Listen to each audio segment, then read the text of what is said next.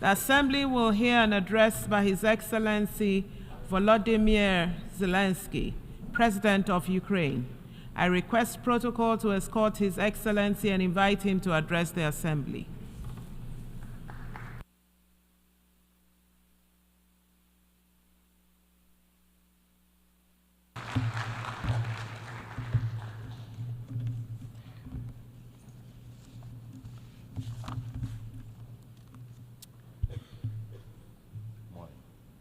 Thank you very much. Dear leaders, your excellencies, today I want to tell you about a day that has already passed and a day that must never come. On the night of March 4th, 2022, I received one of the most terrifying reports since the beginning of a full-scale Russian invasion against Ukraine. The report was about Russian tanks firing directly at the buildings of our Ukrainian nuclear power plant, the Zaporizhzhia nuclear power plant, the largest one in Europe, 6 nuclear reactors. The Russian army stormed this facility just as brutally as any other during this war, without thinking about the consequences, possibly disastrous. This was one of the most horrifying moments of the war, when no one could know how Russian strikes on the nuclear facility would end, and everyone in Ukraine was reminded of what Chernobyl means. Now, the Zaporizhzhia nuclear power plant remains occupied by Russian forces, unfortunately, and it's at risk of a nuclear incident. This is the major source of radiation danger in Europe, possibly in the world. That's why in the peace formula I presented, the first point is about nuclear safety. In Ukraine, we know exactly what we are dealing with. And I want to thank you, the General Assembly members, for adopting a resolution in July this year on the safety of nuclear facilities in Ukraine. Most in the world understand what's at stake. The General Assembly demanded that Russian return control of the Zaporizhzhia nuclear power plant to Ukraine. Only then real nuclear security will return to Europe and the world. And now about the day that must never come. Since Russia can't defeat our people's resistance on the battlefield, Putin is looking for other ways to break the Ukrainian spirit. One of his methods is targeting our energy infrastructure. And these are deliberate Russian attacks on our power plants and the entire energy grid. As of today, Russia has destroyed all our thermal power plants and a large part of our hydroelectric capacity. This is how Putin is preparing for winter, hoping to torment millions of Ukrainians, ordinary families, women, children, ordinary towns, ordinary villages. Putin wants to leave them in the dark and cold this winter, forcing Ukraine to suffer and surrender. Just imagine, please, your country with 80% of its energy system gone, with such a destroyed part of the system. What kind of life would that be? Recently, I received yet another alarming report from our intelligence. Now Putin does seem to be planning attacks on our nuclear power plants and their infrastructure, aiming to disconnect the plants from the power grid. With the help of satellites, by the way, ladies and gentlemen, satellites of other countries. Russia is getting images and detailed information about the infrastructure of our nuclear power plants. But what does this really threaten? Any missile or drone strike, any critical incident in the energy system could lead to a nuclear disaster. A day like that must never come. And Moscow needs to understand this, and this depends in part on your determination to put pressure on the aggressor. These are nuclear power plants. They must be safe. Ladies and gentlemen, 2 years ago, in the fall of 2022, I proposed a comprehensive strategy to end the war and to ensure security, and I presented the peace formula at a highly inclusive political platform for world leaders, the G20 summit in Indonesia, representing billions of citizens from all parts of the globe. And it's important for us that all these people can understand us, understand that Ukraine wants to end this war more than anyone in the world. War always poses a threat to many. You all see in the media and read in reports what is happening in Ukraine because of Russia's war.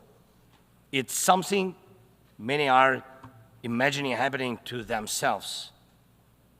And yes, the smoke from fires in war-torn cities can reach other countries. And if, God forbid, Russia causes a nuclear disaster at one of our nuclear power plants, radiation will not respect state borders.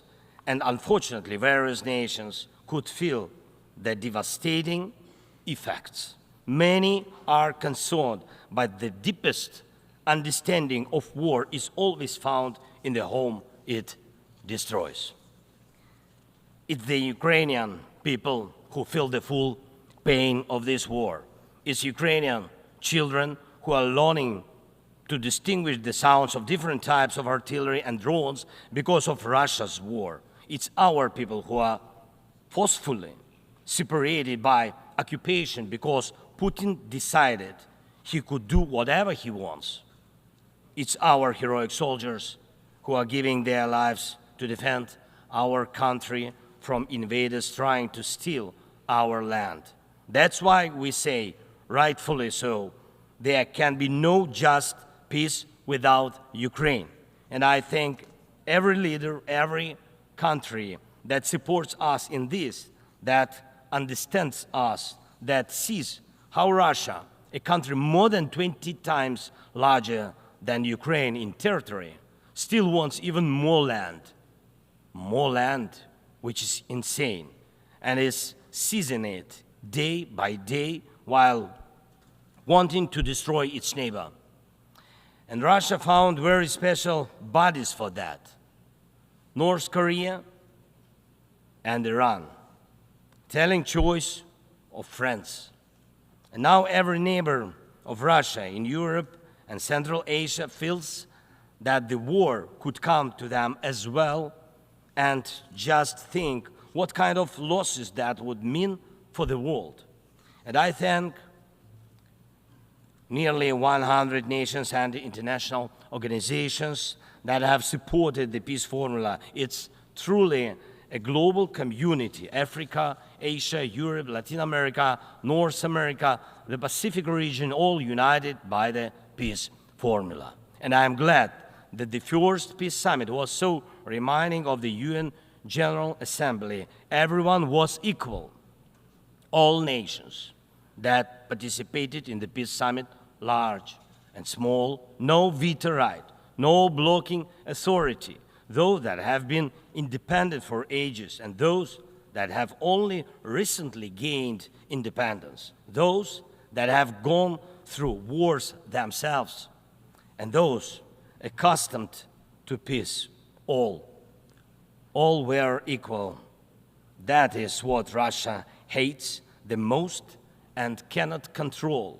That's why Russia says the peace formula doesn't suit it.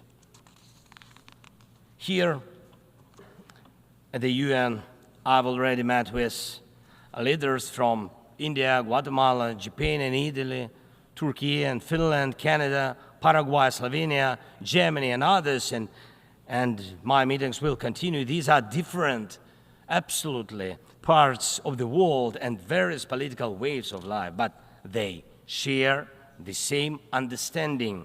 Peace is needed, and it must be a real, just peace.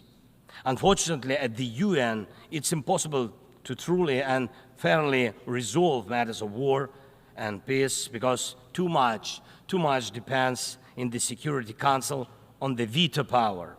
When the aggressor exercises veto power, the UN is powerless to stop the war, but the peace formula can. Once again, there is no veto power in it. That's why it's the best opportunity for peace. Everyone is equal, and it's effective and comprehensive.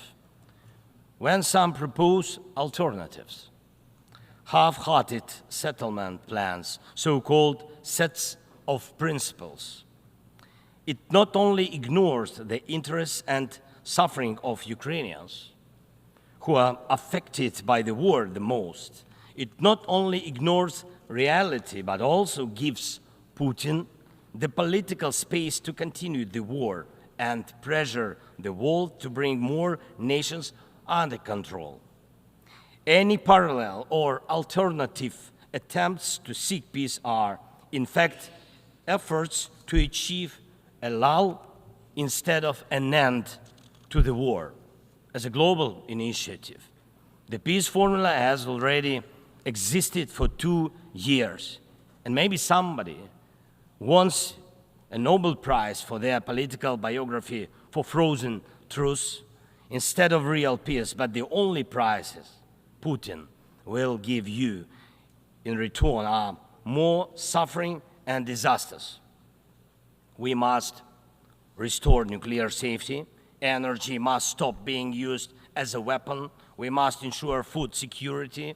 We need to bring home all our captured soldiers and civilians forcibly deported to Russia. We must uphold the UN Charter and guarantee our right, Ukraine's right to territorial integrity and sovereignty, just as we do for any other nation.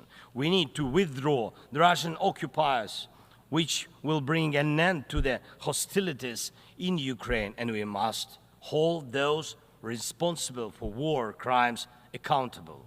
We need to prevent ecocide and stop the destruction of nature caused by the war. And we must not allow a second or third phase of this Russian invasion. And we need to make it clear the war is over. This is the peace formula. What part of this could be unacceptable to anyone who upholds the UN Charter? If someone in the world seeks alternatives to any of these points or tries to ignore any of them, it likely means they themselves want to do a part of what Putin is doing. The point they ignore reveals the desire they're hiding.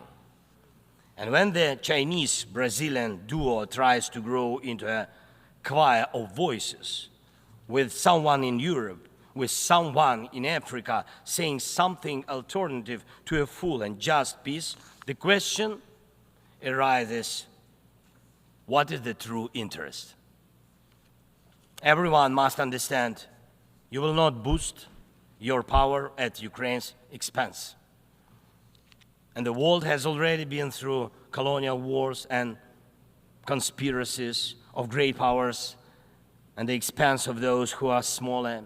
Every country, including China, Brazil, European nations, African nations, Middle East, all understand why this must remain in the past. And Ukrainians will never accept why anyone in the world believes that such a brutal colonial past, which suits no one today, can be imposed on Ukraine now instead of a normal, peaceful life. I want peace for my people, real peace and just peace. And I'm asking for your support from all nations of the world. We do not divide the world. I ask the same of you, do not divide the world. Be united nations. And that will bring us peace. Thank you. Slava Ukraini. On behalf of the Assembly, I wish to thank the President of Ukraine.